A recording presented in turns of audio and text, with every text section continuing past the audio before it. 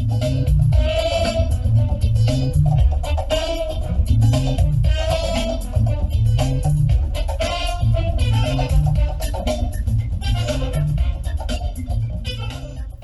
everyone, welcome to episode 33 of Conversing on Africa's Peace, a podcast focused on the African Union's Peace and Security Council and key-related issues, produced by Amani Africa Media and Research Services. In this episode, we will discuss the provisional program of work for August 2025 and also reflect and pinpoint the essential insights of the outcomes of the PSC sessions of July. I am Previn Habu, and I am joined by my colleague Tefset Hailu, or Tefi. Hello, Tefi. Hi, Previn. Good. Algeria has taken over chairing the PSC in August, and from the released program of work, there are several engagements, mostly being held at the ambassadorial level. There are 8 substantive sessions covering 9 agenda items, and 1 subsidiary level meeting to be held at the Committee of Experts level. Out of the 9 agenda items, only 2 will focus on country-specific situations, and the other 7 will address thematic issues, as well as PSCs and engagements with the relevant bodies. In addition to this, the PSC is also expected to have a field mission during the month. Oh, that's interesting. Where to? We'll get to that. But before we delve into details of the sessions, let's rewind a bit and briefly reflect on the PSC's engagement during the previous month, July, and highlight some of the key developments and notable adjustments made to the agenda over the month. So looking back, Tiffy, how was the month of July 2025 regarding PSC activities? Thank you, Previn. In July, under Uganda's chairship of the Council, all 5 planned substantive sessions were held.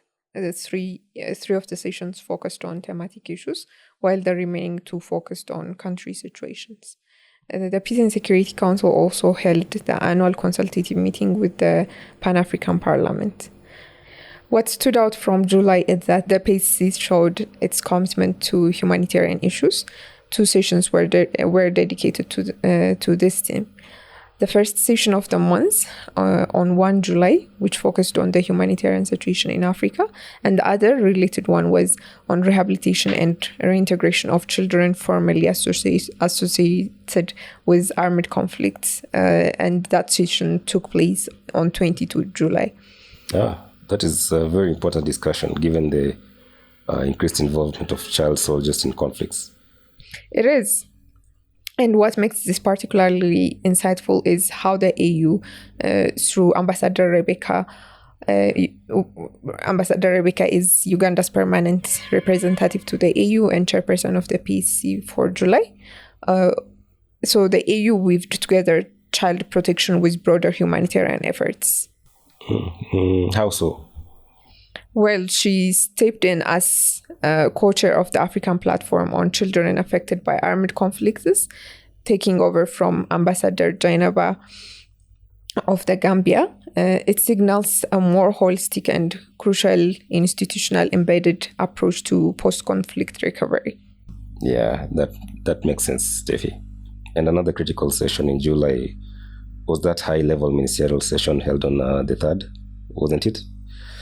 Focusing on Somalia and the AU mission there, the AU support and stabilization mission in Somalia. Yes. Yeah. Please explain to our listeners why this session was important. Yes, the PSC held a session on Somalia and the AU support and stabilization mission in Somalia on 3 July.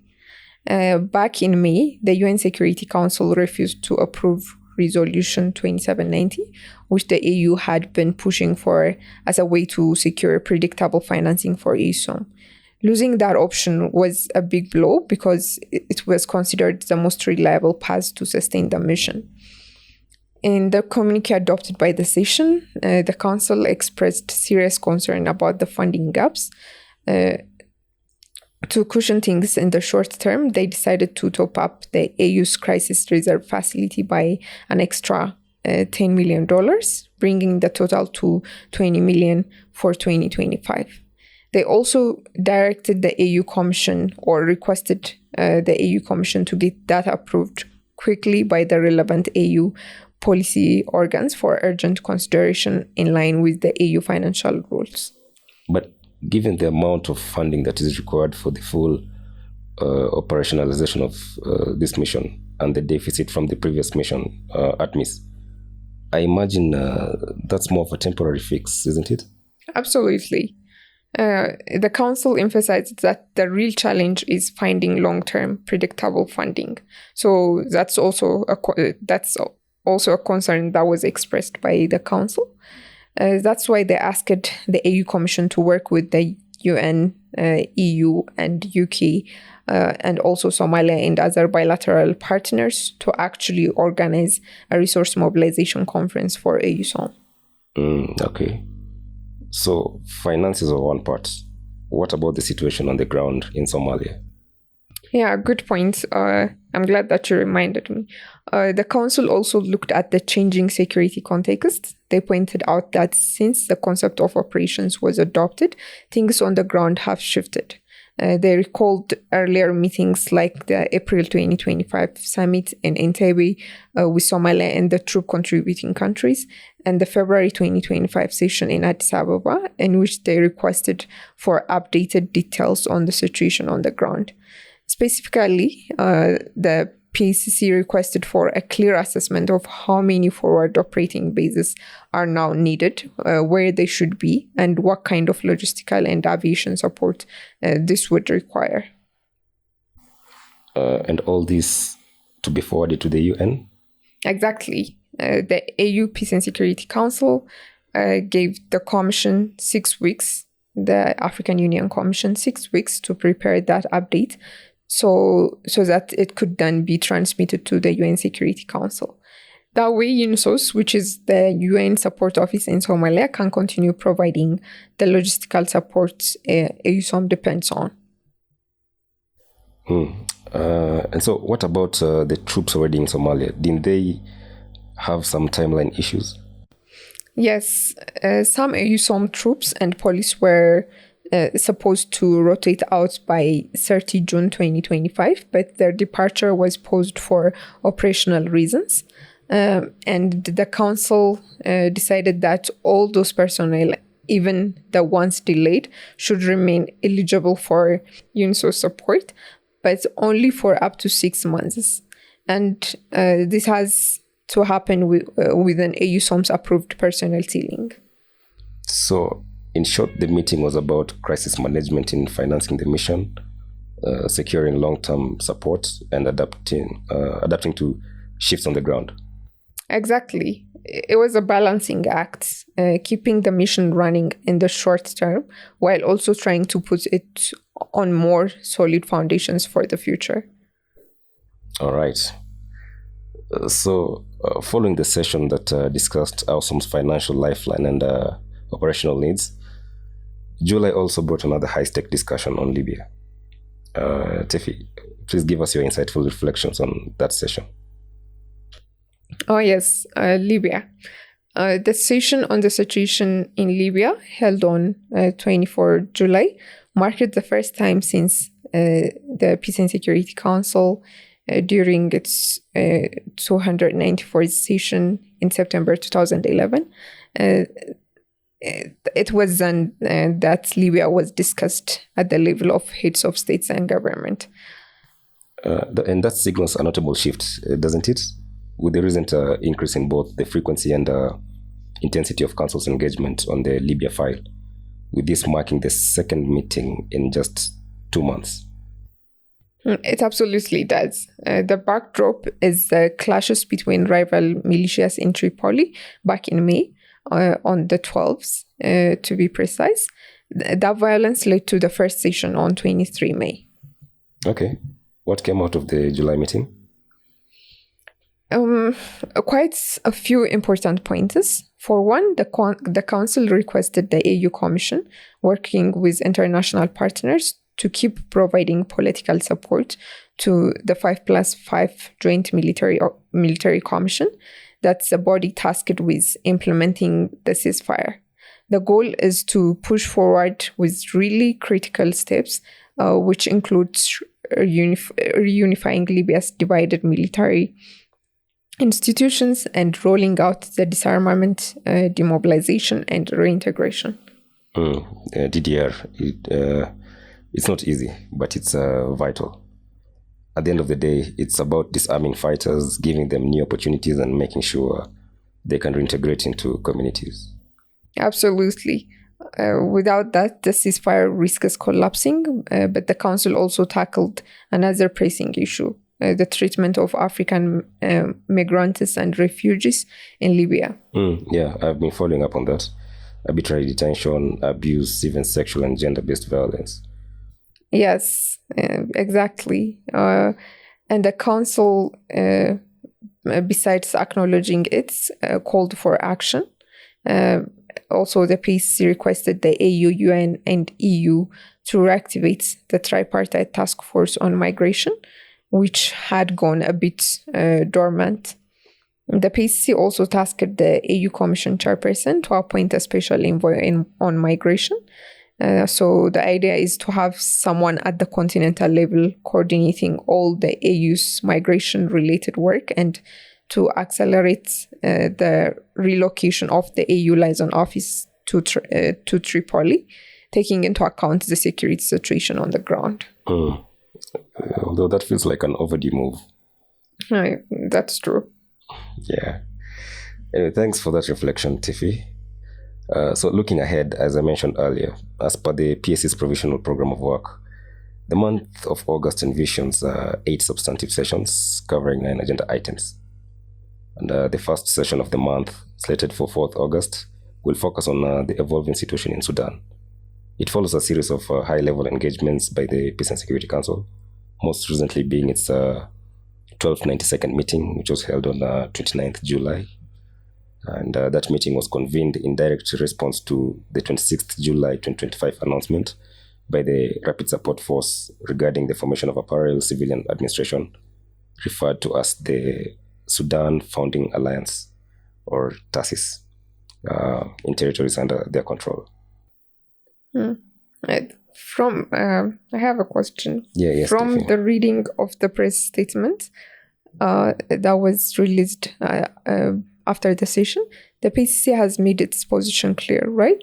Yeah, very clear. The PSC, from the press statement, strongly condemned and rejected the formation of, I quote, the so-called parallel government, end quote, affirming the AU's unwavering commitment to the sovereignty, unity, and territorial integrity of Sudan. The Council also emphasized that the AU recognizes only the Transitional Sovereignty Council and the recently formed civilian transitional government until a consensual arrangement is reached that aligns with the aspirations of the Sudanese people. Okay, so the Council is standing firmly against the threat of splitting up Sudan.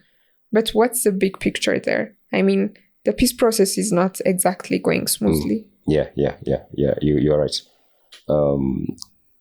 If you can recall, in the months following the AU PSC's 1261st summit session on Sudan, which was held in February 2025, alongside the 38th AU summit, and which was attended by key international and regional leaders, you can see that diplomatic efforts have struggled to yield meaningful outcomes. The summit's communique largely reiterated prior calls like a humanitarian truce, which were ignored by both the Sudan Armed Forces and the Rapid Support Force. And since then, the conflict has escalated. The RSF has strengthened its control in Sudan's west and south and established a rival political authority, raising fears of the country's fragmentation, similar to Libya. Meanwhile, the SAF remains dominant in the north and east, leveraging diplomatic channels to maintain international legitimacy.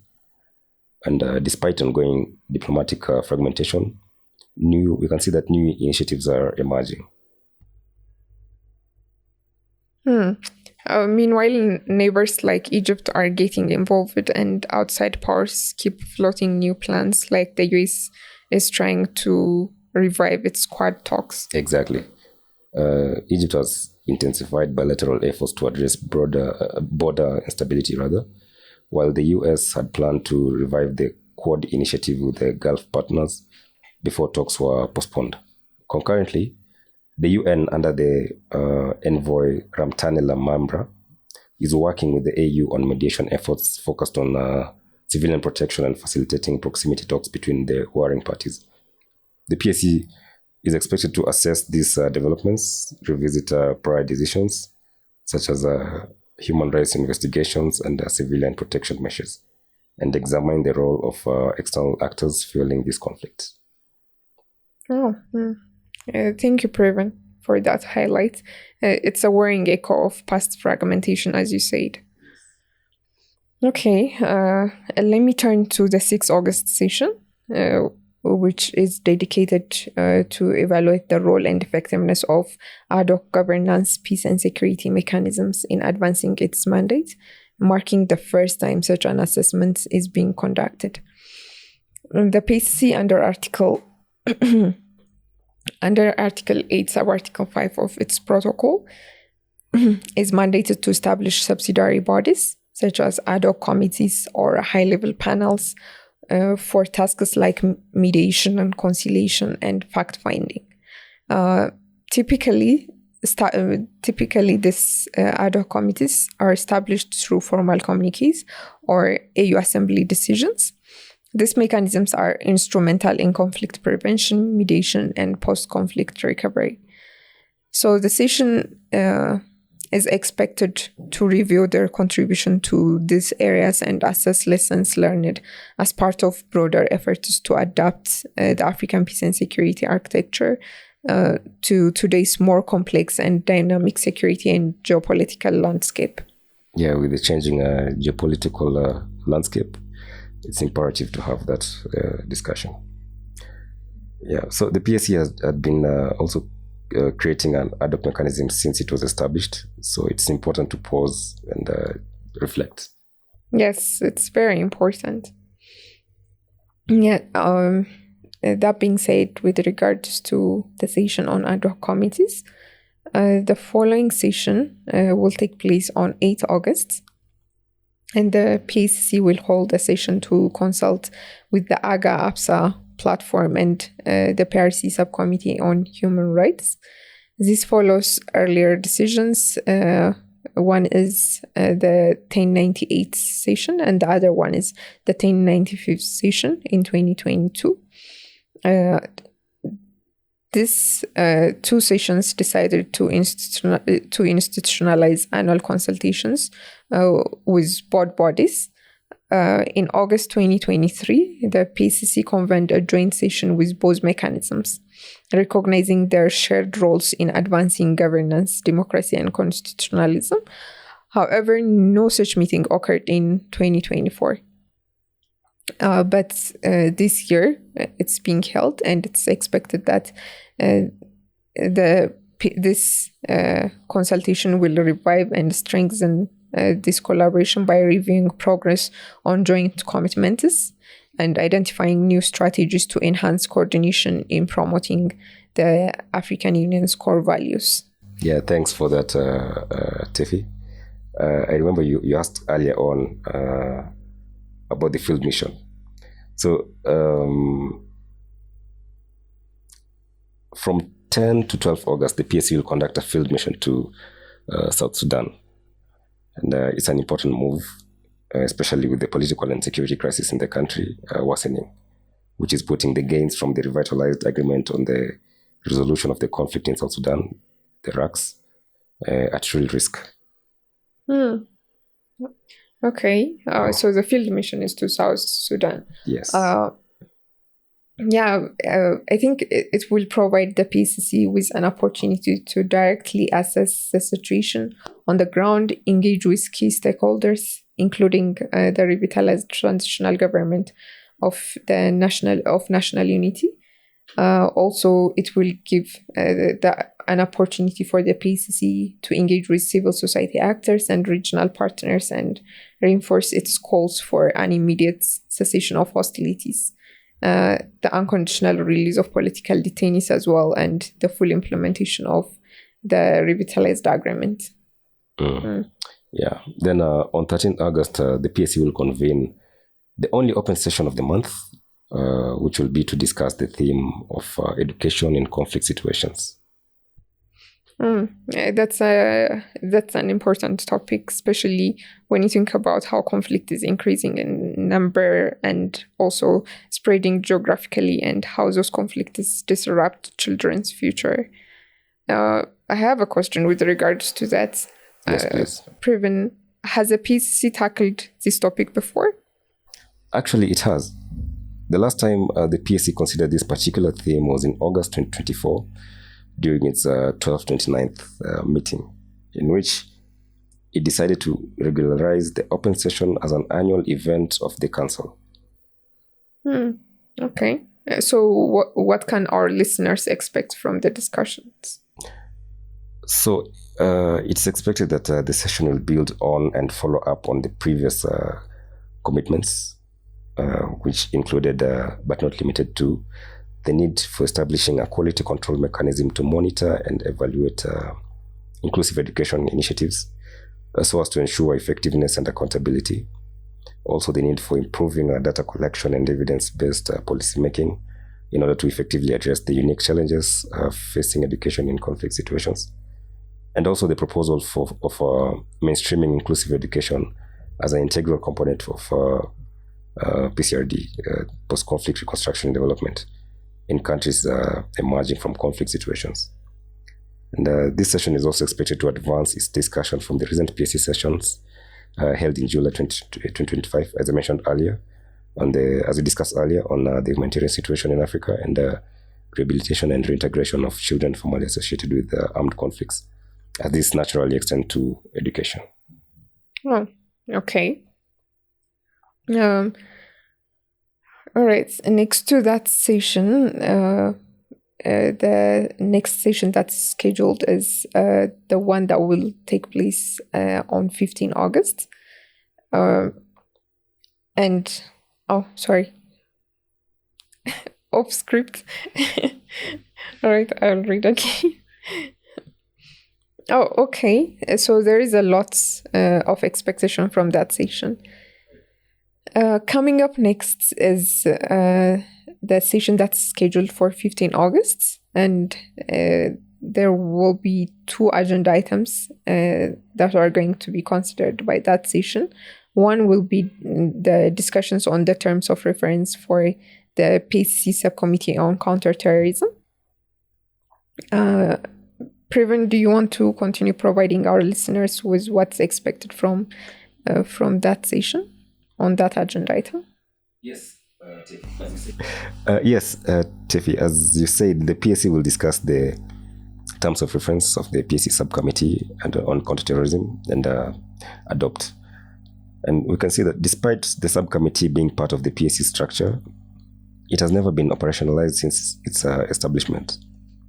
If you can recall, during its 1182nd meeting of October 2023, the PSC underscored the importance of fully activating and operationalizing the subcommittee.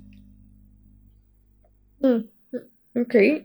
If I'm not mistaken, Previn, there was an engagement at the level of the committee of experts regarding that agenda item. Right? Yes. So actually the first session of the month was held at the committee of experts level in preparation for the ambassadorial level session to deliberate on the terms of reference. And building on this, the second agenda item, as you mentioned, for the August 15th session will be the consideration and adoption of the PSC's field mission report on South Sudan. Okay. As you said before, that mission is crucial given how fragile things remain in South Sudan despite the peace agreement. So it's expected that this report will give the PCC concrete insights from their visit and guide next steps. Okay, moving on 25 August, the Peace and Security Council will hold its second annual consultative meeting with the Southern African Development Community, particularly with the organ on politics, defense, and security. This meeting, scheduled to take place virtually, builds on the commitment made during the inaugural session held on 30 August 2024 in Gaborone, Botswana. During that meeting, both parties agreed to institutionalize annual consultations alternating between Addis Ababa and Gaborone.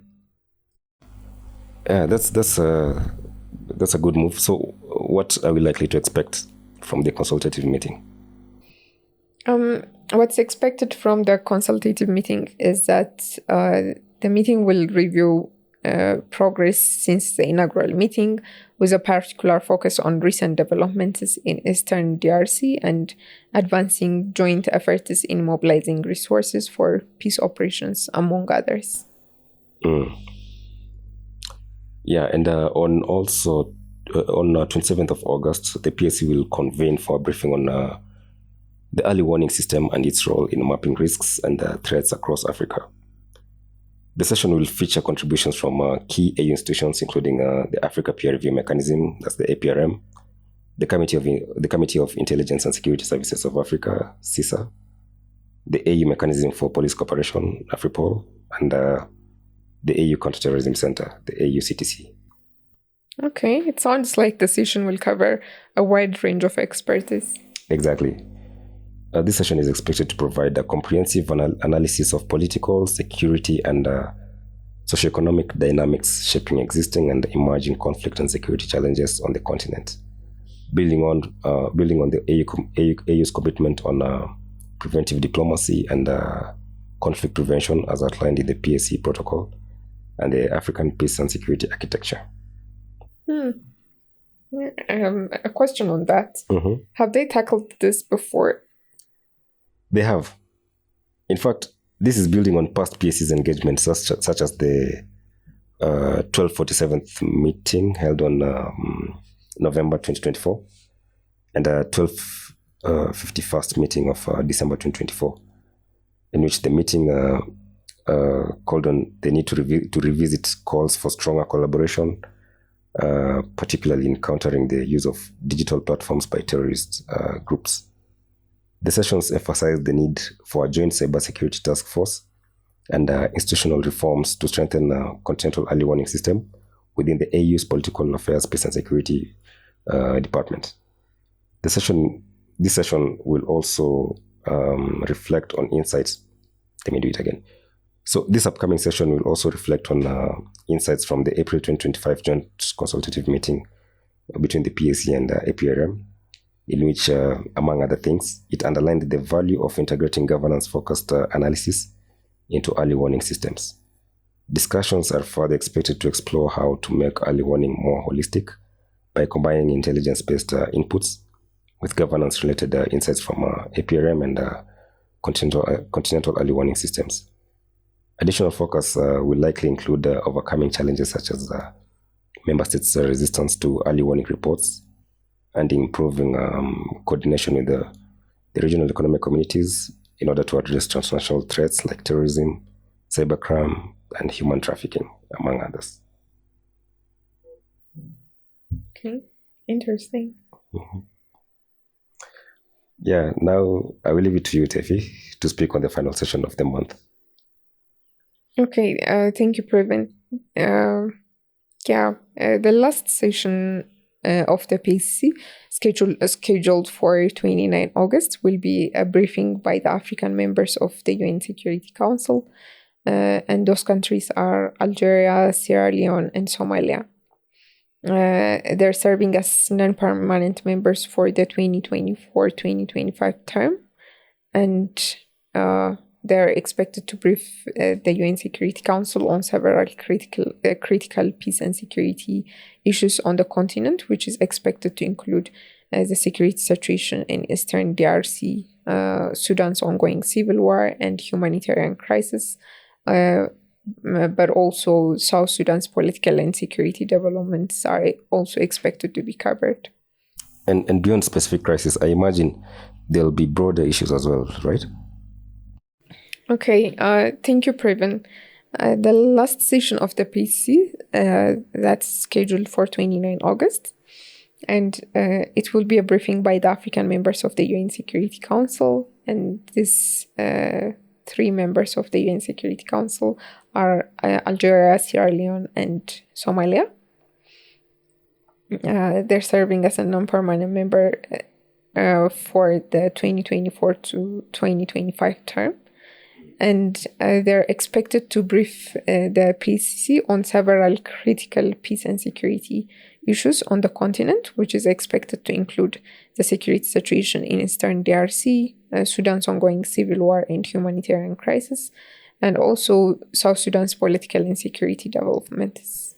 Yeah, and beyond this specific crisis, I imagine there will be broader issues as well, right? Absolutely. They will discuss African priorities such as the push for UN Security Council reform and African representation, regional counterterrorism in West Africa and the Sahel, and cooperation with regional organizations.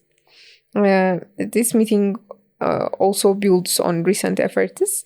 The PCC recently adopted the manual on the modalities for enhanced coordination between the PCC and the African members of the United Nations Security Council, or as I mentioned, the A3.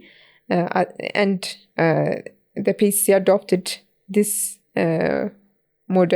this manual during its 1289th meeting that was held on 24 July 2025. From the manual, it highlights that bolstering A3's influence and impact in the UN Security Council, the A3 to consult with relevant stakeholders, including the non-aligned movement and all strategic partners of the AU on peace and security issues of interest to Africa. In this context, the A3 is tasked with mobilizing greater political support in championing the African positions and interests on peace and security issues on the agenda of the UN Security Council. I remember the 11th round process last December also called for synchronizing PSC and UNSC meetings on Africa-related issues. Yes, it's in alignment with the language and commitments from the conclusions of the 11th Oran process that was held in December 2024. So what came out of it? Yes, during the 11th Oran process meeting, it was agreed that there is an imperative to have a synchronization of the meetings of the Peace and Security Council and those of the UN Security Council on matters relating to peace, security, and stability in Africa, which come under the joint mandate of the two councils to ensure proper guidance to the A3+.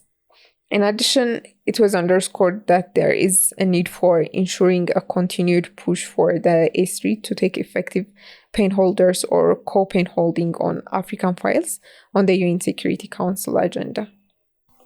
Sounds like this meeting will be about more than just updates. It is really about strategy, strengthening coordination, and advancing Africa's wider multilateral goals. Yes, that's the expectation, at least.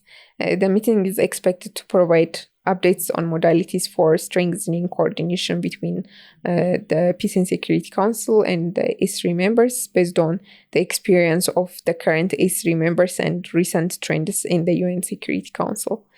The session may also further explore operationalizing the manual's provisions, strengthening around UN Security Council reform efforts, and advancing Africa's broader multilateral objectives. That brings us to the end of another episode, and we wish Algeria a very fruitful month as it takes the chairship of the PSC for August 2025. And we wish everyone taking part in the work of the PSC productive discussions on the important topics we've outlined briefly here today. We are happy to encourage our listeners to dig deeper into the PSC's agenda, as well as the analytical work that we produce. Before we go, as usual, we would like to wish the following African states happy National Days of Celebration in August. We have Benin on 1st of August, Niger on 3rd of August, Burkina Faso on the 5th of August, Cote d'Ivoire on 7th of August, Chad on 11th August, Central African Republic on 13th August, Congo on 15th of August, and finally Gabon on the 17th August. Let me also thank our listeners for joining us for this month's edition of Conversing on Africa's Peace podcast. We hope you have a great month. We'll be back next month to consider the PSC's agenda for September 2025. Until then, stay informed, stay engaged. Goodbye.